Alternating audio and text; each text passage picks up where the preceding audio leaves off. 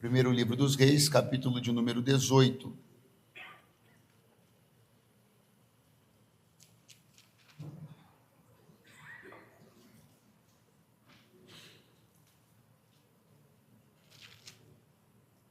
Versículo de número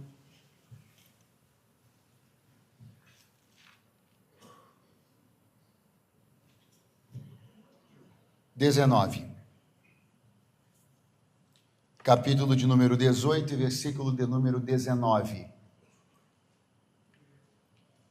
Está escrito: agora, pois, envia, ajunta a mim todo o Israel no Monte Carmelo, como também os 450 profetas de Baal e os 400 profetas de Azerá, que comem da mesa de Jezabel. Então enviou Acabe os mensageiros a todos os filhos de Israel e ajuntou os profetas no Monte Carmelo. Então Elias se chegou a todo o povo e disse: até quando cocheareis entre dois pensamentos? Se o Senhor é Deus, segui-o, e se Baal, segui-o. Porém, o povo não lhe respondeu nada. Vamos ao verso de número 37. Está escrito: responde-me, Senhor, responde-me, para que este povo conheça que tu, Senhor, és Deus, e que tu fizeste tornar o seu coração para trás. Verso 39. O que, vendo todo o povo, caiu sobre os seus rostos e disse: só o Senhor é Deus, só o Senhor é Deus. Você pode repetir comigo esse cântico tão poderoso, essa declaração de devoção ao Senhor? No 3, 1, 2 e 3. Só o Senhor é Deus. Mais uma vez. Só o Senhor é Deus. Deus seja louvado. Amém. Pois bem, meus irmãos, este momento do último versículo da nossa leitura é um momento que marca, eu diria, o desfecho, a conclusão do sucesso ministerial de Elias. Embora algumas outras coisas bastante importantes ainda fossem acontecer na sua vida e no seu ministério, aquilo para o qual fundamentalmente Elias foi chamado se conclui nesse momento. Porque esta era a missão do profeta Elias, a missão principal: recuperar algo que o povo de Deus havia perdido. E isso se chama consciência devocional. A consciência devocional perdida por Israel nos dias do profeta Elias, em função das suas inclinações para os deuses pagãos, sobretudo para o deus Baal, que era um deus importado, né? Trazido por Jezabel quando ela se casa com Acabe. Ela vem de Tiro e Sidom, trazendo sua cultura, trazendo sua devoção ao deus Baal. E aquilo rapidamente é aderido pelo povo de Israel, devido à sedução de poder adorar a um Deus que pudesse supostamente dar colheitas melhores, mais fertilidade, mais produtividade.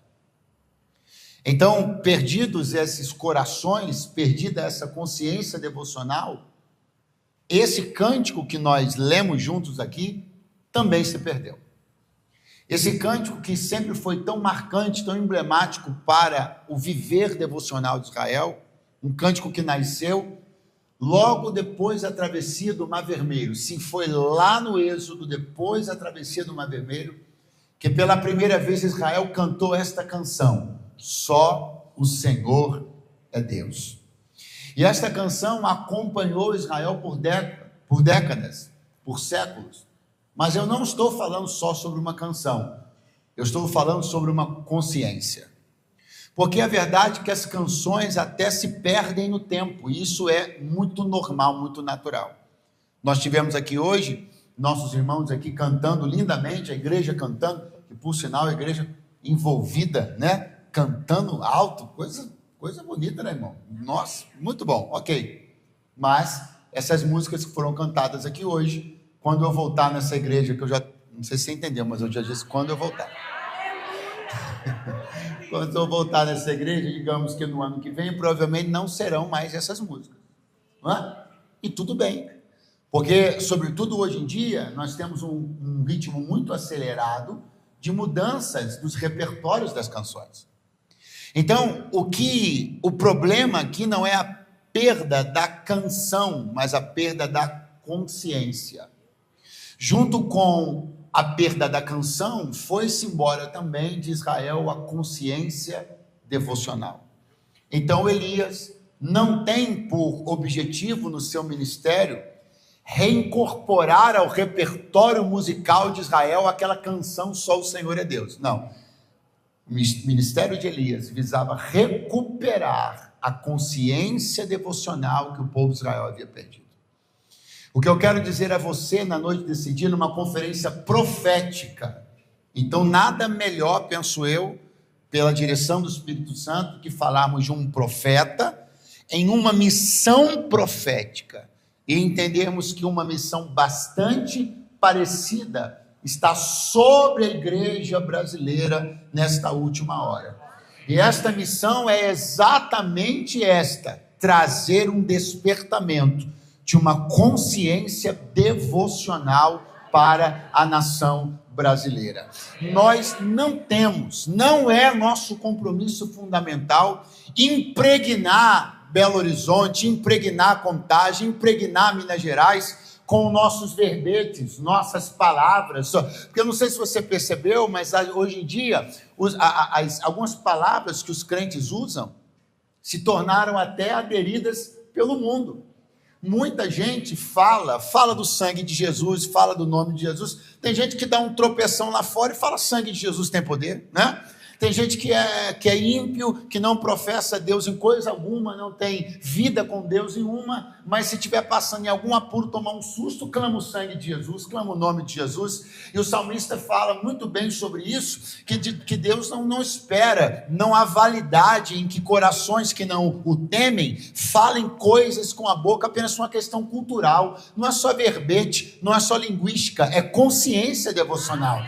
Nós não queremos apenas ver as nossas músicas sendo cantadas pelas plateias nos programas de auditório, nos programas de TV, das TVs seculares. Nós queremos que o povo brasileiro tenha uma consciência devocional despertada. E por isso eu vim de Deus aqui com uma palavra para o teu coração. Levanta a sua mão mais alto que você puder. Você é um Elias de Deus neste tempo. Você é alguém que Deus levantou para trazer a lábios uma canção, mas para trazer sobretudo a corações e mentes uma consciência de que só o Senhor é Deus.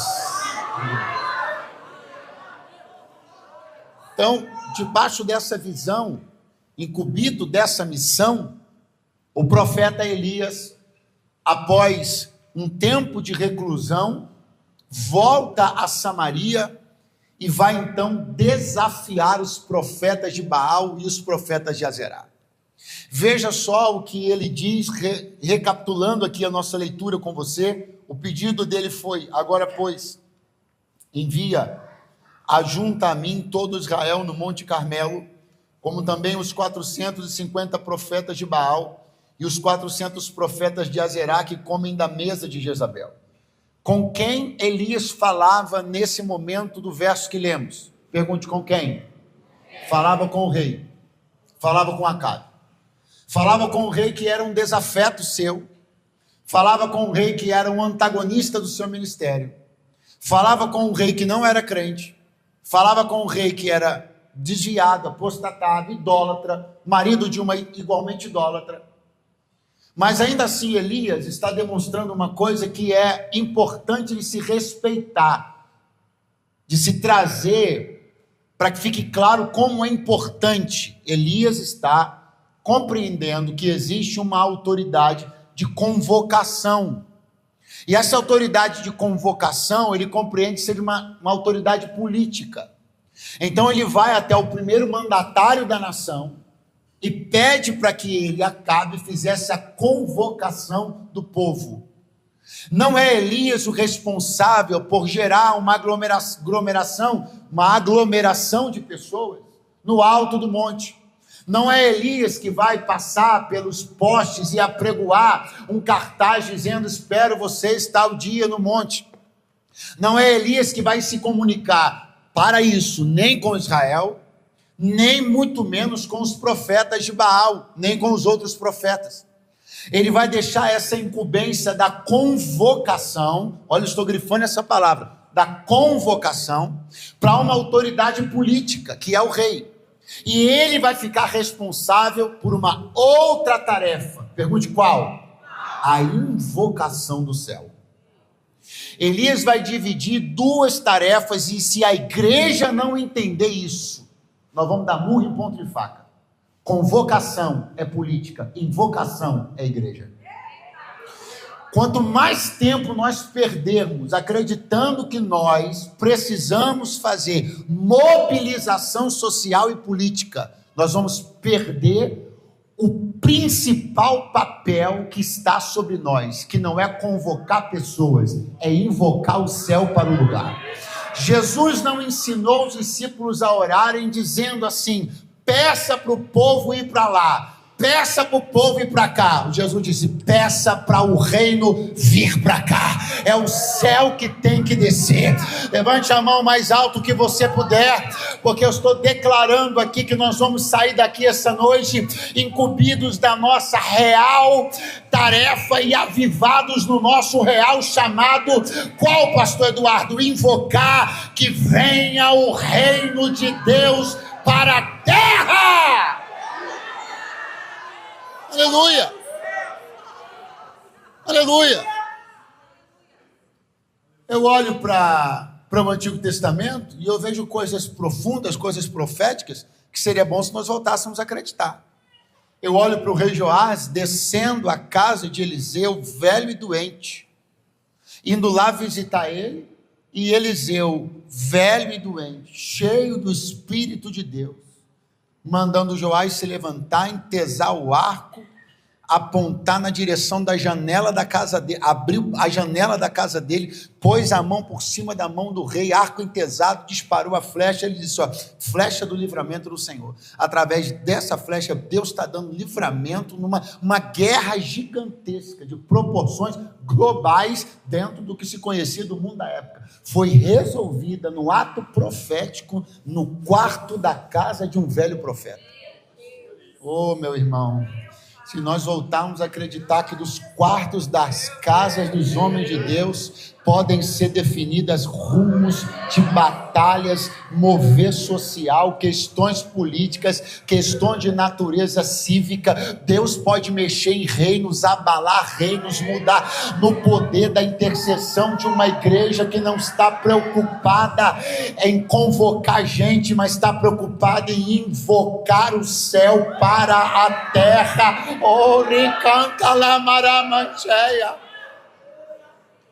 Elias disse: chama os profetas. Quais? Eu gosto muito disso aqui. Os profetas de Baal e de Azerá, que comem da mesa de Jezabel.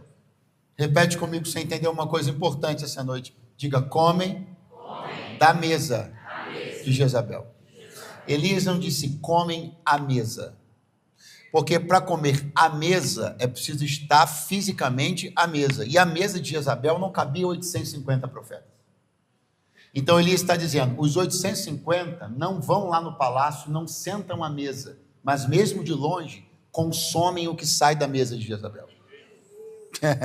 A mesa de Jezabel não é tão grande para caber 850 profetas, mas ela irradia influência, ela gera espíritos, ela toca em pessoas, ela dá pautas. Você precisa entender que as coisas não estão acontecendo somente nos epicentros. Não é só aonde as mesas estão, é todo o poder destruidor e maligno que emana de lá, e essa coisa vai sendo bebida e comida, espalhada pela internet, espalhada. Hoje, os 850 profetas daqui, eles estão espalhados tipologicamente Brasil e mundo afora, comendo da mesa de Jezabel, se alimentando daquilo que a mídia manda para fora, se alimentando daquilo que as culturas e ideologias contrárias à nossa fé emanam e disseminam nas salas de aula Brasil e mundo afora, e é contra essa sujeira que emana da mesa de Jezabel que Deus está levantando uma igreja pura, santa e cheia do poder do Espírito Santo.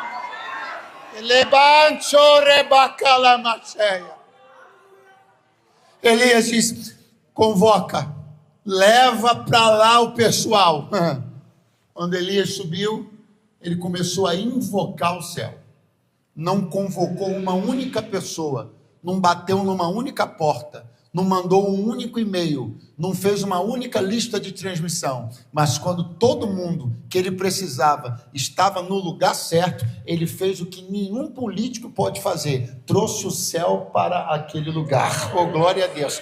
Eu sei que estou falando talvez com alguém aqui que tem muito pouco poder de convocação. Se você criar um grupo, demora 2 semanas, ninguém fala nada, daqui a pouco vai todo mundo saindo. Talvez isso não é a sua praia, você não tem muito poder de convocação, né? Você não era aquela figura carismática da escola, que todo mundo ficava ali ao seu redor, rindo das suas piadas. Não, você é até meio tímido, até um pouco esquisito, na verdade, desculpe dizer, você é, aleluia, glória a Deus, mas não tem problema nenhum, porque profeta não tem nada a ver com isso. Profeta não tem que ter a popularidade das pessoas, profeta tem que ter contato aqui, ó, é aqui, ó, é aqui, ó, é aqui, ó.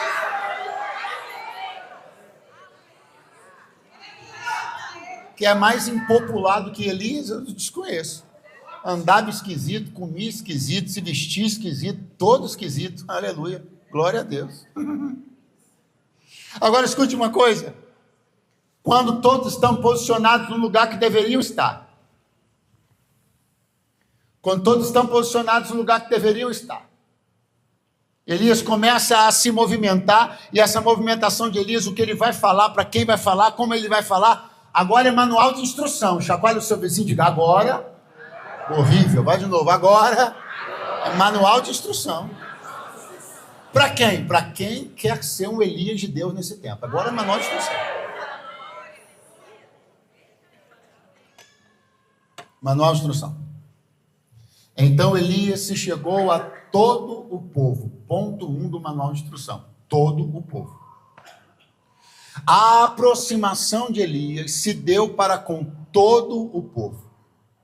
Versos adiante, você vai ver que Elias, então, não só, melhor, nesse mesmo verso, ele não só se chegou a todo o povo, como ele também disse a todo o povo. Nós temos ali em cima 10 tribos. Quantas tribos? Quantas tribos? Quantas tribos? Elas são iguais? Não. Elas têm líderes diferentes, cabeças diferentes. Se você abrir a sua Bíblia no capítulo 49 de Gênesis, depois é maravilhoso, você dá uma olhadinha em como Jacó, melhor dizendo, interage com os seus 12 filhos, e a maneira como ele vai apontando seus perfis espirituais, psicológicos, morais, que não apenas diz respeito a eles individualmente, mas a tribo que cada um deles geraria. E aí você vai vendo isso no curso da história das tribos de Israel. Então as tribos tinham perfis diferentes, comportamentos diferentes, aptidões diferentes. Umas eram boas para umas coisas, outras boas para outras coisas. Umas eram muito boas para a guerra, outras nem tanto. Umas tinham habilidade X, outras nem tanto. Elas ocupavam também regiões delimitadas, elas não se misturavam. Então estou falando para você que existe uma diferença entre as 10 tribos? Existe. Mas Elias disparou uma única mensagem para todas as tribos. E isso aqui é simples, mas é tão importante. Porque se nós pensarmos que devemos ter uma mensagem para cada tribo, nós ainda não entendemos que tipo de mensageiros nós devemos ser. Nós não temos que ter uma mensagem para cada tribo. Um profeta tem uma única mensagem. Eu estava esse dia numa mesa e eu sou uma pessoa bastante discreta, não falo muito. E se eu perceber que não vai adiantar muito falar aí, que eu não falo mesmo. Eu não gosto de gastar tempo falando com gente que eu percebo que é teimosa igual uma porta, não, irmão. Não. E aí eu estou lá, eu já estava na casa da pessoa, o que já me impede um pouco de ser, né? Pessoa mais velha me impede ainda mais um pouco. Eu estava muito impedido aquele dia, só Deus. E aí, daqui a pouco, comecei a ver o irmão com as ideias. Umas ideias. Não, porque a gente tem que tomar cuidado, porque a mensagem, eu tenho visto que as pregações e as músicas, e a gente não tem preocupação. As músicas falam umas coisas que as pessoas que não são crentes não entendem nada. Tem umas palavras que as pessoas que são crentes não entendem. E aí eu fico olhando as mensagens, tem muita palavra que as pessoas não entendem. A gente, por exemplo, fica falando sangue. Sangue para as pessoas é uma coisa muito estranha. Eu estou olhando e falo, não entendi. A gente fica falando alma, salvar a alma. A pessoa não entende nada, é coisa de salvar a alma. Eu falei, deixa eu entender uma coisa. Como é que ele acha que a gente chegou até aqui? Nós chegamos até aqui falando sangue, alma. Os pecadores se arrependeram nos últimos 2000 anos de cristianismo ouvindo essas coisas. Tu se imagina se agora a gente entrar nessa neura de que tem que pegar as músicas e ver se não tem uma palavra que alguém vai achar estranha. Então a mensagem vai virar uma colcha de retalho, onde eu estou preocupado se o outro vai entender e vai ficar achando sangue, não, o outro é de uma religião, de matriz, não sei o que, eu vou falar sangue, ele vai achar que está na mesma... Meu irmão, se eu tirar do vocábulo da pregação do evangelho a palavra sangue... Pelo amor de Deus, eu vou ter que pegar outra coisa, não pode ser mais o evangelho. Se aquilo que nos lavou e nos comprou foi o sangue de Jesus, então pega a mão do teu vizinho, dá uma acordada nele e diga assim: 10 tribos, uma mensagem só. A mensagem do evangelho não é condicionada ao perfil das tribos, a mensagem é uma só. Aleluia! Elias não deu 10 mensagens adequadas aos 10 diferentes perfis, das 10 diferentes atividades econômicas, das 10 expertises diferentes de cada tribo, dos 10 níveis de escolaridade diferentes de cada tribo. Não, é uma mensagem só. Elias olhou e falou com todo o povo. Todo mundo vai receber uma mensagem. E a mensagem é, agora atenção, se Deus é Deus, melhor, começa, até quando cocheareis entre dois pensamentos? Se Deus é Deus, seguiu, e se Baal, seguiu, porém o povo não lhe respondeu nada. Quem aqui, além de mim e de Elias, tem impaciência com gente indecisa? Aleluia. Eu não sei se você percebeu, mas tem uma impaciência, pastores, permeando a fala de Elias. É uma impaciência que diz respeito a um zelo por comportamento, por santidade, por mudança, por transformação. Elias é alguém que quer ver um povo decidido e que se incomoda com a letargia de um povo por tomar uma decisão. Eu quero começar a falar com algumas pessoas aqui esta noite que têm sentido muita dificuldade, eu compreendo bem você, em perceber a demora tão grande com a qual algumas pessoas estão lidando com as decisões espirituais que precisam tomar. Para quem já optou pela santidade, é estranho perceber o quanto alguém ainda pendula entre a santidade e a impureza. Para quem já se decidiu pelo evangelho, é estranho perceber como alguém ainda tem um pé na igreja e outro no mundo. Crente Raimundo, que me perdoe, Raimundo, perdão. Para alguém que dedicou a sua vida como Elias dedicou, para alguém que colocou o seu pescoço a prêmio como Elias colocou, para alguém que foi recluso em todas as suas opções ou alternativas pessoais e dedicou simplesmente tudo para Deus, é muito desanimador, para não dizer desesperador, ver como tem gente que não se mexe, não se movimenta, não se decide. Mas Elias, Eu vim de Deus aqui te falar uma coisa. Calma. Por favor, você pode colocar a mão no ombro do seu vizinho assim, com muito carinho, dizer para ele, Elias, Elias, calma. Porque você está num ritmo com Deus. Você está numa cadência com Deus. Que se você desejar imprimir ela abruptamente sobre os outros, eles não vão decidir, você vai se entristecer e vai se perder tudo.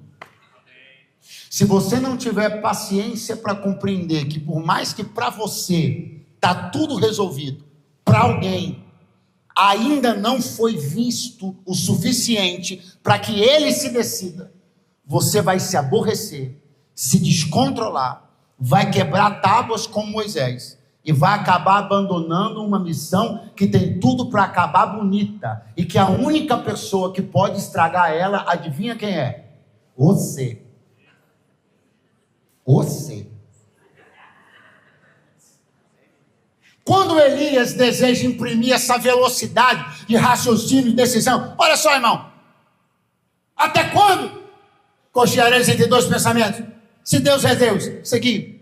Se Baal é Deus, seguiu. O que Elias está dizendo é o seguinte: a posição de vocês, a neutralidade de vocês é irritante. Saiam dessa neutralidade. As escolhas possíveis são essas. Se Deus é Deus, vamos servir Deus. Se Baal é Deus, vamos servir Baal. E agora, tchan. Porque eu vejo Elias, irmão, apresentando isso com tanto gás, com tanta força, com tanta audácia. Eu vejo a veia do pescoço de Elias esticada. Aleluia. Eu vejo a gravata dele torta no pescoço, aleluia. Eu vejo a camisa dele pro lado de fora da calça. Eu vejo ele suado, aleluia. Pregador pentecostal. E quando ele acabou, de repente ele fez até assim, né?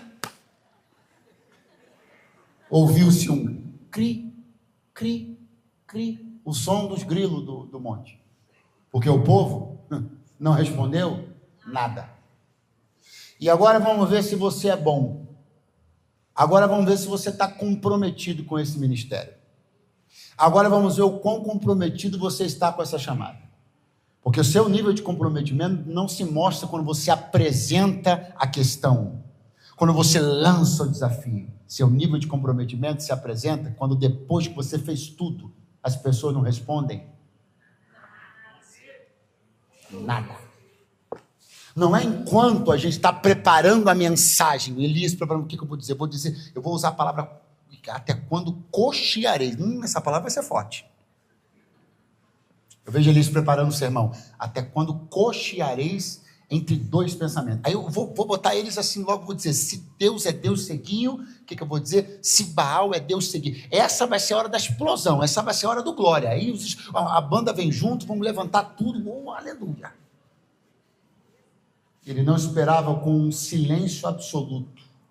E é agora, quando a resposta não vier, quando a reação não acontecer, é agora quando for desproporcional o nível da energia que o profeta coloca com o nível da resposta que ele recebe.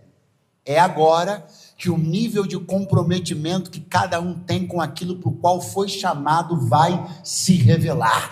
É agora que ou você fica magoadinho, pega a sua mochila, bota tudo dentro, diz que Deus te enganou, desce do monte e volta para Tisbe, ou agora que você continua lá até que fogo do céu desça e essa gente se decida.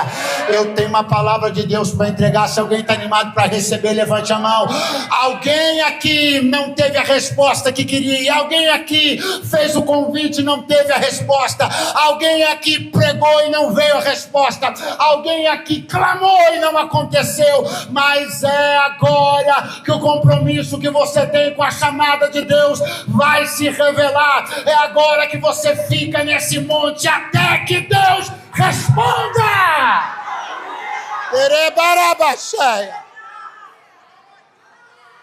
O que você faz quando a resposta não vem? O que você faz quando o convite não é aceito? O que você faz quando você prepara tudo e quando você pensa vai vir sim, a pessoa nem não responde nada. O que Elias vai receber é pior do que não. O que Elias vai receber, eu vou chamar de indiferença. Indiferença dói mais do que negativa. É melhor ouvir não do que perceber que alguém está sendo indiferente àquilo que você está propondo, àquilo que você está apresentando. Mas o que Elias vai começar a fazer agora, e é manual de quem quer ser Elias de Deus. O que Elias vai começar a fazer agora me mostra que é isso que eu tenho que fazer quando a resposta que eu esperava vir de alguém não vier. Quando os resultados daquilo que eu estou trabalhando no reino não estiverem ainda aparecendo. Quando aquilo para o qual eu me preparei, orei, jejuei, criei, não estiver acontecendo do jeito que eu esperava. Elias vai parar e não tem uma única palavra dele a respeito das pessoas. Ele não vai agredi-las, ele não vai chacoalhá-las, ele não vai chamá-las disso, não vai chamá-las daquilo. Isso aqui me impressiona em Elias, porque eu já vi pregador perder a linha quando o público não reage.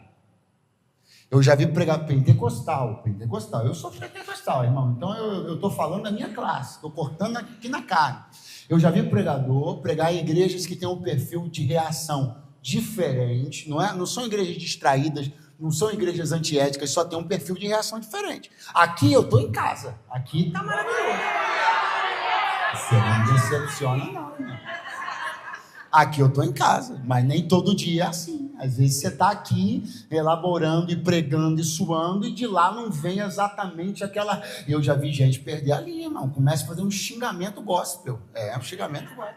Você está morto, sou infeliz, era melhor nem ter vindo, e atacar as pessoas. E eu estou vendo Elias, a classe de Elias, para ensinar como a gente se comporta quando a reação não vem do jeito que a gente espera. O que a gente faz? Ataca quem não reagiu? Não. Elias não atacou o povo que não reagiu. Elias começou a dar uma volta de 360 graus. E antes da volta de 360 graus terminar, ele bateu o olho numa coisa: o altar que estava em ruína.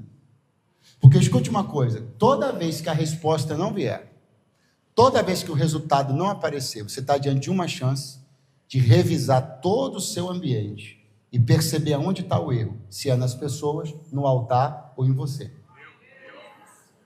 Porque é muito mais fácil dizer: cambada de incrédulo não respondeu nada, cambada de incrédulo não se decidiu. Difícil é chamar a responsabilidade para si, reparar o altar e mostrar para eles o que eles ainda não viram: fogo. Porque depois do fogo, aí eles vão responder.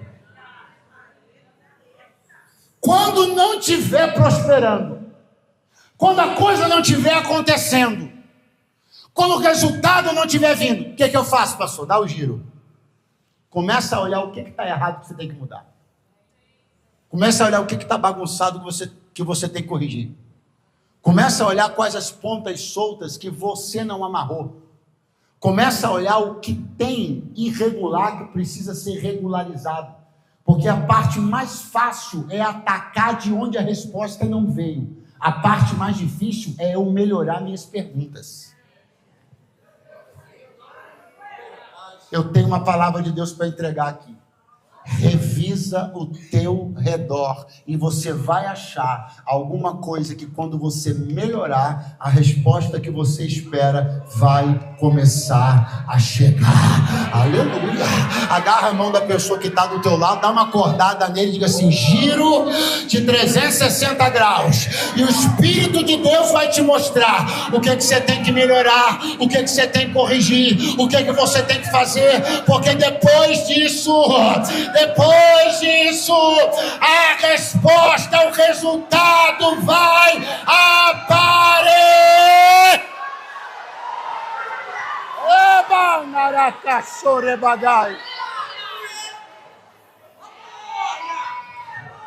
Silêncio de lá, não responderam, não prosperou, o negócio não está indo, não está rompendo, a coisa não está acontecendo. O que eu posso fazer? O que eu posso fazer?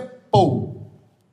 Bateu o olho no altar, e aí a Bíblia diz que ele foi lá, chegou pertinho, e antes de qualquer coisa sobre o altar, ele fez uma outra coisa.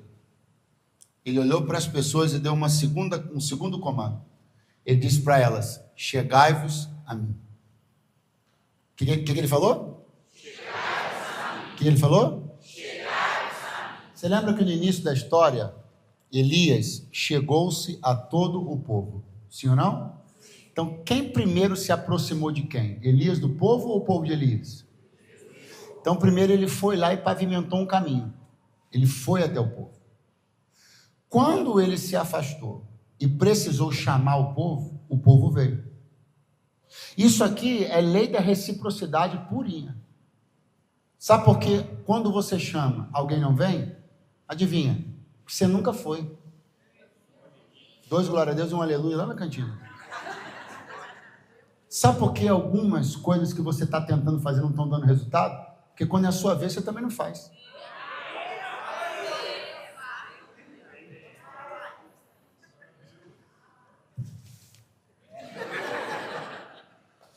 Porque os Elias estão no pedestal da sua santidade, mantendo uma distância segura com os menos ungidos, menos profetas, com os que têm menos dom, né? Nunca se chegam a eles. Aí chega uma hora, porque a vida é assim, a vida é que você precisa que eles se aproximem de você, porque você tem uma demanda, você tem uma necessidade. Aí quando você chama, não vem ninguém, porque o pavimento do caminho, a pavimentação do caminho tem que ser feita por quem tem mais maturidade, mais unção, mais tempo de estrada. Então não adianta eu ficar daqui julgando quem está daí, eu não estou falando literalmente, né, entre nós aqui, mas eu ficar daqui julgando quem está lá. Não, eu falei o seguinte: você é o mais forte? Então abre o caminho. Você não é o mais maduro? Então abre o caminho, desbrava, pega a draga, abre e faz o caminho. Porque a gente tem que usar essa, se é que nós somos mais maduros do que o outro, mais santos do que o outro, não é para levantar um muro de separação, não. É para caminhar diante de uma ponte que me leve para perto de quem precisa ouvir o assim diz o Senhor. Então agora que ele quer chamar, perceba que não teve dificuldade nenhuma. Quando ele diz, chegai-vos a mim, todo o povo se chegou a ele. Passando por qual caminho? O caminho que ele mesmo havia aberto. Experimenta só ser mais agradável com as pessoas, abrindo o caminho. Quando você chamar, elas vão passar, porque você já fez o caminho. Agora a gente prefere ficar naquela arrogância da unção, né? Aquele autoritarismo do ministério, e quando a gente precisa chamar alguém para perto, não vem ninguém. Aí começa de novo a atacar as pessoas. Não são as pessoas, é porque você nunca pegou essa draga aí, dessa unção toda que você tem, vira uma draga e faz o caminho. Quando as pessoas chegam-se até ele, e eu quero que você entenda o que isso representa, porque nós ainda estamos com o altar quebrado. No cronograma da história, na cronologia da história, o altar ainda está em ruínas. O altar ainda está? Você entende por que é que Elias não chamou as pessoas para o altar? Ele chamou as pessoas para si. Preste atenção. Ele não chamou-as para ele chamou-as para, porque o altar ainda estava. Então olha a coerência ministerial de Elias. Eu não posso chamar o povo para se aproximar de um altar que está. Então antes, enquanto eu não reparo o altar, eu chamo as pessoas para ficarem perto porque senão, se o altar daqui de trás está quebrado, aqui dentro tem um que está de pé. Escute uma coisa sobre a importância de você ser um altar para Deus. Quando você não tiver altares reparados, você é a referência. Pastor Eduardo, o altar lá da minha casa, a gestão não é minha. Entra coisa que não deveria entrar, toca música que não deveria tocar, acontecem coisas que não deveriam acontecer. O altar da minha casa, pastor Eduardo, eu sinto que ele está quebrado. E eu não posso ir lá meter a mão e resolver, porque a gestão desse altar não é minha. Eu não posso resolver. Com quem eu estou falando? Estou falando com esposas, estou falando com filhos, com irmãos mais velhos, Estou falando com gente que é um Elias dentro de casa. Mas, diferentemente do texto aqui, os Elias que estão me ouvindo aqui não podem ir lá e mexer. Você não pode abrir a geladeira e tirar o que você não queria que tivesse lá. Você não pode dizer, não vai tocar mais essa música. Você não pode dizer, a partir de agora aqui em casa é assim. Por quê? Porque tem outra pessoa que tem a gestão sobre o altar. Pastor, e o que eu faço? O que você faz? Você é o irmão mais velho? Vou te ensinar o que você faz. Entra na frente dessa ruína toda. Olha para os teus irmãos mais novos e chama eles assim, ó. Chega perto de mim. Porque se você não pode mudar a realidade toda, seja você a realidade que Deus já mudou. Você acha que eu vou pregar aqui para as mulheres chegarem em casa, abrir a geladeira, arrancar as cachaças de lá de dentro? Você acha que eu vou pregar aqui para as mulheres chegarem no próximo jogo do Atlético contra o Cruzeiro? Eu falei o jogo, não falei que sou nenhum de outros, você não vem me perturbar. Expulsar os amigos do teu marido tudo, tacar água fervendo neles. Não. Porque tem altares que você ainda não tem condição de meter a mão e mudar. Mas tem um menino lá dentro da tua casa. Tem uma moça dentro da tua casa. Tem um filho, tem uma filha. O que você faz, mamãe? Se insurge contra o teu marido? Dá mau testemunho diante dos seus filhos? Não.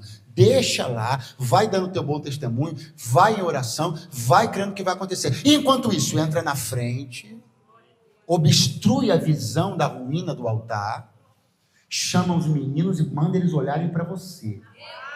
Terem você como referência. Porque se você não se levantar como referência na sua casa, alguém fará isso no seu lugar. Se eles não seguirem a você, eles vão seguir alguém.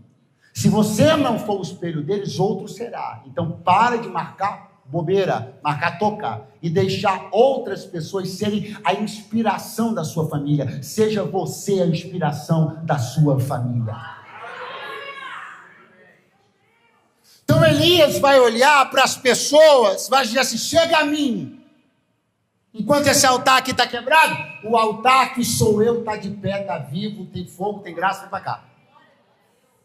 Quando ela chegar, Elias vai agora reparar o altar do Senhor que está em ruínas. Diga comigo, reparar. Vamos de novo, reparar o altar do Senhor que está em ruínas. Eu amo isso aqui porque é uma frase estranha. É porque você não, se você ficar falando ela umas 3, 4 vezes, você vai perceber como ela é estranha. Reparar o altar do Senhor que está em ruínas. Quem é o dono do altar? O altar é do e está em. Mas se é dele, porque ele não conserta? Não é do Senhor? Não é do Senhor? Vamos de novo. Eu acho que está um pouquinho baixinho. Dá para a gente abrir um pouquinho mais esse gás? Não. Aleluia. Glória a Deus. Louvado seja o nome do Senhor. O altar é do Senhor. Mas está? Mas não é do Senhor? Mas não está. Mas não é do Senhor. E por que não conserta? Olha que coisa paradoxal, né? É do Senhor, mas está em ruínas. Tem uma história que eu acho muito interessante, que eu acho que ajuda a entender um pouco disso aqui. Tem um pastor que comprou uma casa e quando ele chegou, o jardim da casa estava destruído, horrível, porque estava abandonado há um tempo a casa. E o jardim estava acabado. Ele ficou ali, trabalhou, gostava de jardinagem, trabalhou, dias, semanas, mas rapaz, ficou um negócio lindo. Há um dia, ele estava lá, regando, tá? Passou uma pessoa, deu uma olhada, falou assim, que jardim bonito, hein? Ele falou assim, não é? Ficou bom, né? O camarada, não, lindo. Aí o camarada falou, olha, Deus é tremendo, né? E o pastor, crente, né? Deus é tremendo, não, maravilhoso. Olha, que jardim lindo, né? Como Deus desceu ao jardim. Aí o pastor falou, não. Você devia ver como estava quando Deus estava cuidando. O que ele está querendo dizer é o seguinte, por mais que Deus crie algumas coisas, se você não cuidar, larga o jardim da tua casa na mão de Deus para você ver. Tem jardim? Quem tem um jardinzinho em casa aqui? Fala o seguinte, entrega ele na mão de Deus. Rega não. Poda não. Entrega ele na mão do Criador. Ei, que lindo. Vai ficar horrível. O altar é do Senhor, isso é sobre propriedade, mas quem administra, quem gere, quem cuida, quem repara, sou eu. Parece ser muito espiritual dizer, Deus está cuidando. Mas hoje o Senhor me trouxe aqui para dizer que algumas coisas que você diz, Deus está cuidando, Ele mandou te perguntar, e você?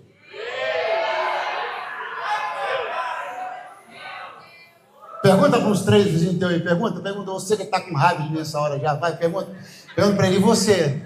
Está cuidando? Está cuidando? Está cuidando? O que Deus uniu não separa o homem, maravilhoso. E você? Está cuidando dessa mulher? Aleluia. Está cuidando do seu marido? Os filhos são herança do Senhor, lindíssimo. E você? Está cuidando desse menino? Está cuidando dessa garota? Você está cuidando!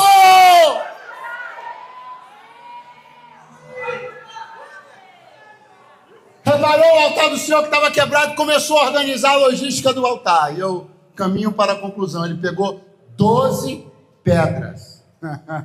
Quantas pedras, gente? Quantas pedras? Vamos atualizar. A história de Israel. Como é o nome do seminário do verbo? Mesmo chama Rema. Quem é Rema? Remático aí. Aleluia. Gostei daquele irmão. Nós estamos no capítulo 18, do primeiro livro dos reis, pessoal. Mas o nosso irmão Elias botou 12 pedras no altar. Eu acho que ele está desavisado. O pessoal do Rema, vocês não acham que no capítulo 18, primeiro rei, Elias colocar 12 pedras no altar, representando as 12 tribos de Israel? O Elias, ele não ficou sabendo. Ixi, não ficou sabendo. Ô, seu Elias, você não ficou sabendo. Você é um profeta, você é meio aleluiado mesmo, hein? Você não ficou sabendo, rapaz, mas já tem uns séculos atrás já que um negócio aconteceu aí. O Reoboão, filho do Salomão, botou o imposto lá em cima. Hã? Glória a Deus, ele era uma benção, aleluia. Taxou as blusinhas. A Shopee. E aí,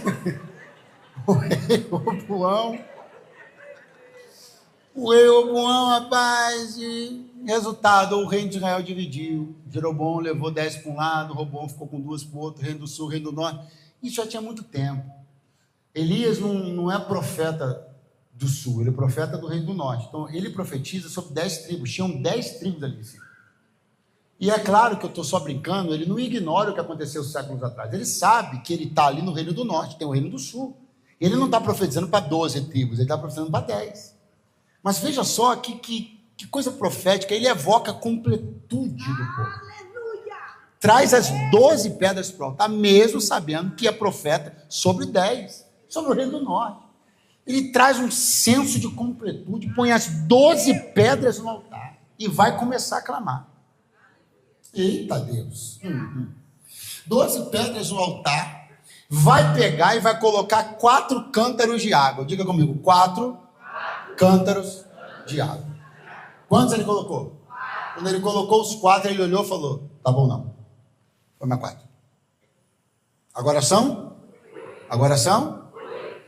Olhou os 8? Tá bom não. Foi mais 4. Fechou em 12. E agora tem uma coisa acontecendo aqui que só o altar de Deus faz. Só a experiência que o homem tem com o reino de Deus, com o altar de Deus, com as coisas de Deus é capaz de fazer uma coisa dessa. Crescimento escalável na entrega. Porque normalmente como é que as pessoas são? Elas começam dizendo assim, vou colocar 12, terminam colocando 4. Normalmente a gente começa com nível de empolgação e vai. Elias não, começou com nível de empolgação e foi. Tem gente que está me ouvindo aqui que sempre começou o ano dizendo 12, terminou com 4. Mas quando alguém da tua família começar a ver o jeito que você está se relacionando com as coisas de Deus, não vai entender nada, porque você sempre foi aquela pessoa que começou com a corda toda e terminou sem corda nenhuma. Mas com as coisas do altar de Deus, eles vão ver que você só vai melhorar, desejar fazer mais, entregar mais, ser melhor, mais crente, mais ofertante, melhor ofertante, dizimista mais fiel, ofertante mais liberal. Quem está aí para dizer um aleluia? 4, 8, 12. Quando as 12 cântaros de água estavam no altar, derramados, as 12 pedras, tudo organizado. Elias começou a clamar: responde-me, Senhor, responde-me, Senhor. E parece que tem um eco assim querendo aparecer no meu ouvido aqui de um versículo que a gente leu, que deu o que falar. E o povo não lhe respondeu. E Elias está agora: responde-me, Senhor. Porque o povo não respondeu, mas agora eu estou procurando respostas da parte do Senhor. Eu quero dizer uma coisa para você: ainda bem. Ainda bem o que, pregador? Ainda bem que aquela resposta não veio. Porque se aquela resposta daquela pessoa tivesse vindo, a de Deus não teria vindo. Porque Deus não conflita respostas com respostas dos outros, porque Ele não divide a glória dele com ninguém. Então foi bom que você não tivesse sido respondido por alguém, para que isso abrisse um precedente para que Deus decidisse responder você. Ou quantos estão esperando uma resposta de Deus aqui essa noite? Levante a mão mais alto que você puder. Abra sua boca, diga um glória a Deus, dê um grito de aleluia, dê um brado de júbilo ao Senhor. Responde-me, Senhor, responde-me. Então veio fogo do Senhor. Os pentecostais já vieram ou só vou ouvir amanhã? Vou tentar de novo. Então desceu fogo do Senhor. De quem é o fogo que desceu? De quem é o fogo que desceu? De quem é o fogo que desceu?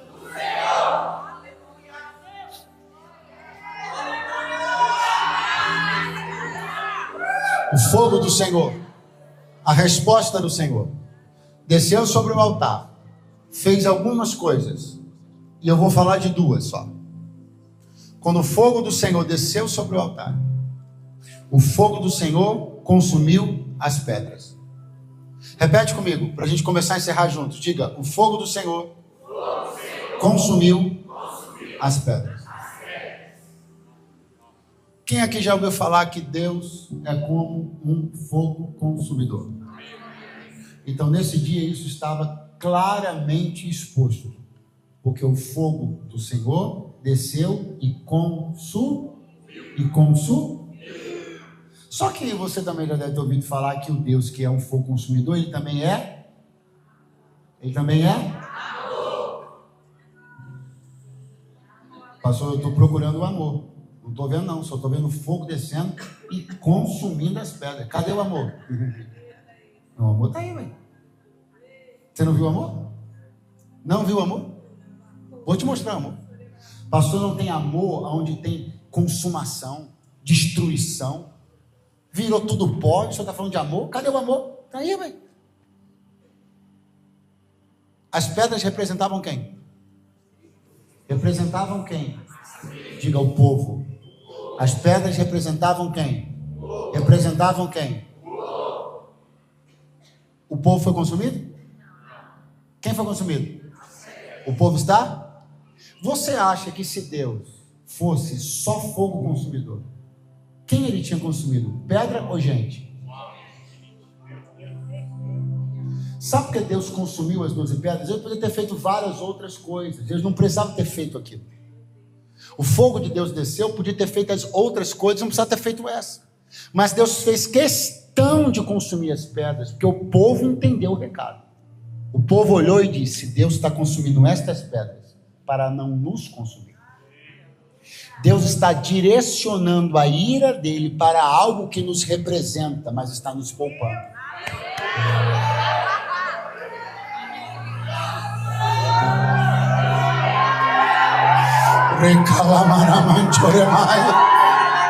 Levanta a tua mão mais alto que você puder, pastor. Baixinho, baixinho. O que eu tenho a ver com isso? tudo, porque algumas pedras na tua vida foram consumidas, coisas que tinham ligação com você, e você até andou reclamando muito de Deus recentemente, porque fechou uma porta X, porque aconteceu uma coisa Y, e o Senhor me trouxe para dizer: se eu tivesse agido com você, baseado só no meu ímpeto de justiça, você não estava vivo com essa mãozinha levantada hoje. Uma porta fechou, mas você está vivo!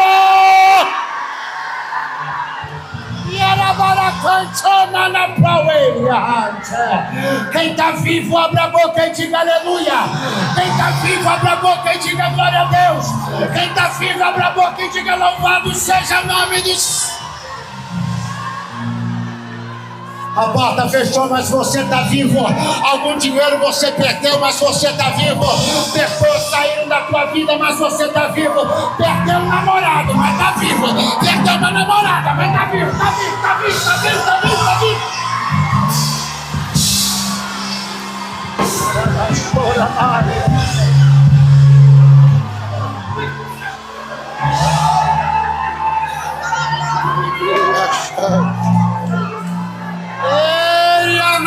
Canto como te relembra, como você ousa reclamar, como você ousa dizer que eu não te amo mais, como você ousa dizer que eu te abandonei. Foram só pedras, você tá vivo.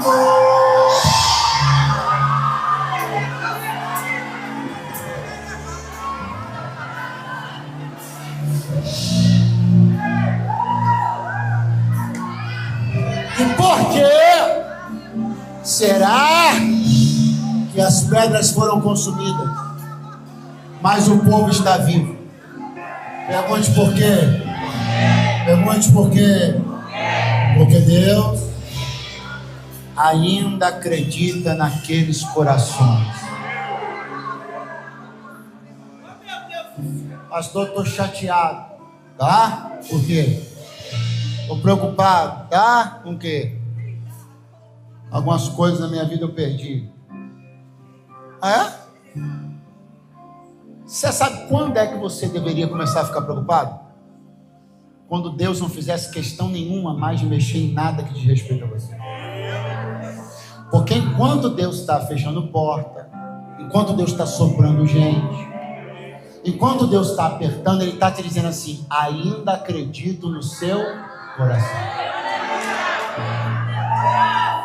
Quando Deus parar de interferir, é porque Ele parou de acreditar. Pastor Eduardo, baita heresia. Deus não desiste. Aquela canção que eu ouvi, Ele não desiste de você. Então, você pega aquela página da Bíblia. Quando o Senhor Deus chamou Samuel e disse para ele: até quando você vai ter dó de Saul? Eu já o rejeitei para que não reine sobre Israel. Então, se Deus não desiste nunca, tem alguma coisa errada com o que eu li no livro de 1 Samuel. Para te salvar, Deus quer te salvar até o último momento. Mas tem coisas que são sobre tempo. Tem janela que Deus fecha. Tem cortina que Ele fecha. Não quer, passa para outro. Que conversa de graça desgraçada é essa que tu aprendeu na internet? Desse Deus pamonha, que não é o Deus da Bíblia. Você pinta a porta com Ele e Ele está lá. Mais uma chance, mais uma chance. Coisa nenhuma. Que negócio é esse? Gente pagando preço, querendo ministério, e você esculhambando com tudo. Deus vai continuar lá atrás de você. Fica aqui. Aonde, irmão? Que Bíblia é essa? Que Deus é esse? Salvar? Ladrão da cruz. 45 do segundo tempo. Ainda hoje estarás comigo no paraíso. Agora, para todas as outras coisas, meu filhão, ou tu se apruma em tempo, ou isso aí passa para outro. Para! Então o problema não é quando ele está consumindo pedra, o problema é quando ele não está mexendo em mais nada. A vida dessa pessoa que você está invejando, Deus me revelou. Eu trabalho com revelação também, porque você olha a vida do fulano, Aí, ó, fulano continua fazendo tudo. Aí Deus não fala nada. Aí, ó. Ganhando dinheiro, cada vez mais dinheiro, cada vez mais dinheiro. Aí, ó. Continua morando bem. Sabe por quê? Porque Deus não interfere mais. A situação dele que é preocupante, a sua não. Quando Deus ainda está te apertando, Ele está te dizendo, acredito no teu coração. O outro...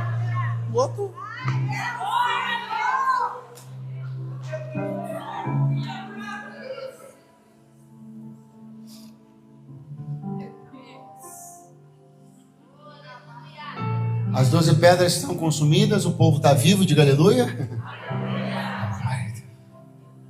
E a Bíblia diz uma coisa, eu encerro aqui, diz que o fogo lambeu, é um verbo estranho, né? Lambeu a água.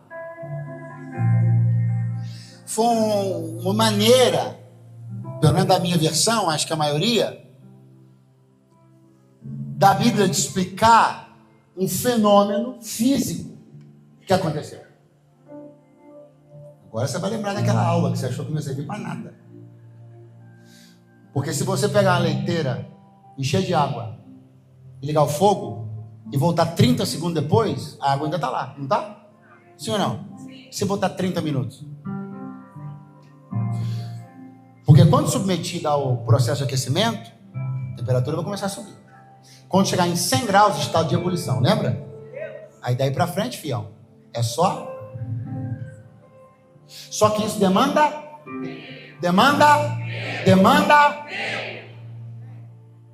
tempo. Só que aqui não demandou tempo. Tinha 12 cântaros de água despejados no altar. Quando o fogo tocou a água, o que era para ter acontecido? A água deveria elevar-se a 100 graus, começar a ebulir e depois começar a evaporar, num processo de minutos.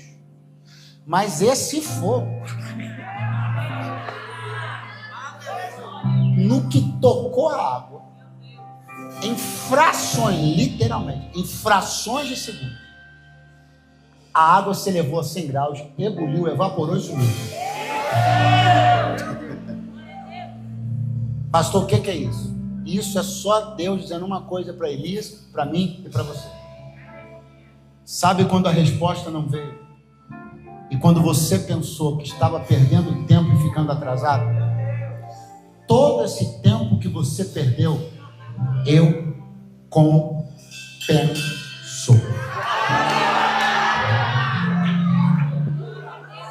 O que está acontecendo naquele altar e o que vai acontecer na sua vida e na minha é Deus mandando uma resposta tão eficiente. 3 pessoas. Uma resposta tão eficiente, tão poderosa, que os processos serão acelerados. E aquilo que era para demorar anos